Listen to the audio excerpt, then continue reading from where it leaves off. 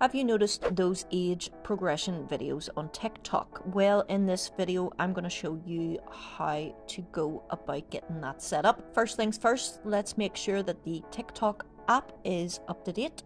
So go to your App Store or Play Store and make sure that TikTok is updated. Then what you want to do is open the app and head to the search bar by tapping on the magnifying glass icon. Type in age progression filter and hit enter. You'll now see a variety of videos showcasing this awesome effect. Choose any video that displays the filter and tap on it to proceed. Next, you'll find the time travel option. Yep, that's the name of the effect. Tap on it and voila! You'll be taken to a section displaying all TikTok videos with this effect applied. To get creative with this effect, hit the use this effect button and this will open your TikTok camera with two modes to play with, tap mode and auto mode. In tap mode, you can manually select a year from the screen to see your age progress, or you can opt for the auto mode and hit the record button to witness the age progression process unfold right before your eyes. Once you've recorded your fun age progression video, it's time to share the joy with your friends and family,